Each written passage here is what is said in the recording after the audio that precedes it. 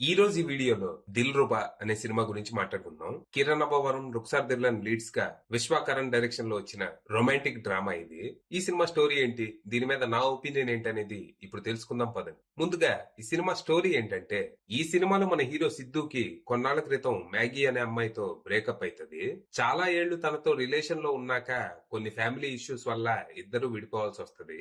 తర్వాత మ్యాగీ వేరే ఎవరినో పెళ్లి చేసుకుని యుఎస్ వెళ్లిపోద్ది. ఇక మనోడేమో ప్రేమ పెళ్లి అమ్మాయిలకి దూరంగా ఒంటరిగా డిప్రెషన్ లో బతుకుతూ ఉంటాడు.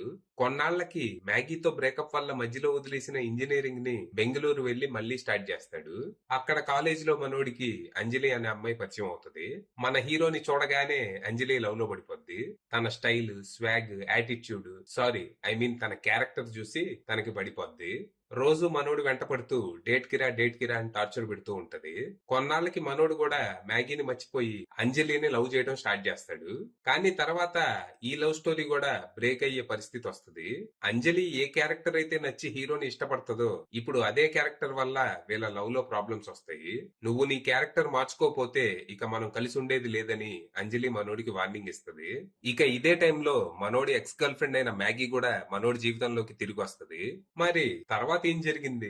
ఒకప్పుడు ఏ క్యారెక్టర్ అయితే నచ్చి అంజలి సిద్ధు వెంట పడిందో ఇప్పుడు అదే క్యారెక్టర్ తనకెందుకు నచ్చట్లేదు? అసలు సిద్ధు క్యారెక్టర్ ఏంటి, దాని వల్ల వచ్చిన ప్రాబ్లమ్స్ ఏంటి, మళ్ళీ మనోడి జీవితంలోకి మ్యాగీ ఎందుకు తిరిగి వచ్చింది, వచ్చాక ఏం జరిగింది, చివరికి అంజలి కోసం సిద్ధు తన క్యారెక్టర్ ని మార్చుకున్నాడా లేకపోతే అంజలియే సర్దుకుపోయిందా అనేది మీరు సినిమా చూసి తెలుసుకోవాలి.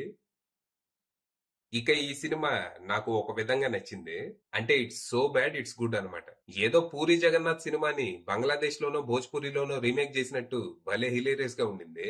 ఫస్ట్ నుంచి లాస్ట్ వరకు అన్ఇంటెన్షనల్లీ ఫనీ సీన్స్ తో పాపం మీటర్ తర్వాత కిరణ్ అబ్బవరం మళ్ళీ దొరికిపోయాడు.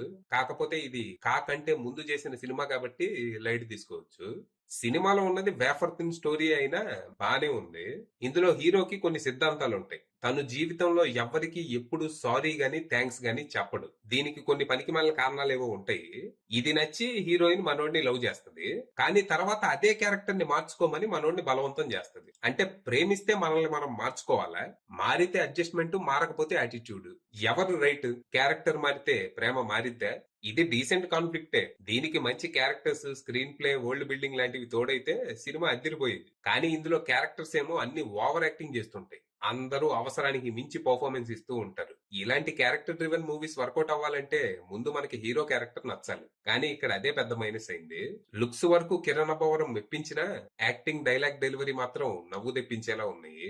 తన క్యారెక్టర్ కూడా చాలా కన్ఫ్యూజ్డ్ గా ఉంటది. హీరో సినిమా అంతా ఎందుకే మీ అమ్మాయిలు ఎప్పుడు చూసినా అబ్బాయిల జీవితాలతో ఆడుకుంటూ ఉంటారు అని హీరోయిన్ ని తిడుతూనే ఉంటాడు. అట్ ద సేమ్ టైం ఇవే డైలాగులు సినిమాలో ఇంకెవరైనా చెప్తే వాళ్ళని కొట్టి లేడీస్ కి రెస్పెక్ట్ ఇవ్వాలని తెలియదు రనిక అంటాడు. అంటే గర్ల్ ఫ్రెండ్ దగ్గర ఒకలాగా, బయట ఇంకొకలాగా పర్ఫార్మెన్స్ అనమాట. ఇక హీరోయిన్ రుక్సార్ దిల్లన్ విషయానికి వస్తే హైపర్ యాక్టివ్ రోల్ లో తన యాక్టింగ్ తో చాలా ఇరిటేట్ చేసింది. ఇక రెండో హీరోయిన్ ఖ్యాతి గురించి ఎంత తక్కువ మాట్లాడుకుంటే అంత మంచిది. ఇక సినిమాలో జోకర్ అని మెయిన్ విలన్ ఒకడు ఉంటాడు.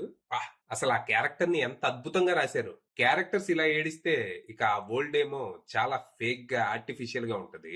ఇక ఆ స్క్రీన్ ప్లే విషయానికి వస్తే బిల్డింగ్ కట్టాలంటే ఇసుక, ఇటుక, సిమెంట్ ఉంటే సరిపోదు. కట్టడానికి మంచి ప్లాన్ కూడా ఉండాలి. ఇక్కడ ఓ మంచి సినిమా తీయడానికి కావాల్సిన పదార్థాలన్నీ చాలానే ఉన్నాయి గానీ అవి ఒక ఫ్లో లో నెరేటివ్ కి తగ్గట్టుగా కాకుండా అస్తవ్యస్తంగా ఉంటాయి. దీని వల్ల ఈ సినిమా ఓ పర్పస్ లేని వైట్ నాయిస్ లా అనిపిస్తుంది. మొత్తానికి ఫస్ట్ హాఫ్ వరకు సినిమాని ఇబ్బందిగా చూసి సెకండ్ హాఫ్ లో చేసేదేం లేక చూసేదాన్నే ఎంజాయ్ చేశా. మీరు కూడా ఈ సినిమాని సీరియస్ గా తీసుకోకుండా నేను చెప్పినట్టు పూరి జగన్నాథ్ సినిమా బంగ్లాదేశ్ లోనో భోజ్పురిలోనో రీమేక్ చేశారనుకొని చూస్తే ఎంజాయ్ చేయొచ్చు. సో అర్జెంట్ గా టికెట్ బుక్ చేసుకుని వెళ్ళిపోండి. నా ఒక్కడికే ఎందుకు ఇంత ఆనందం, అది విషయం.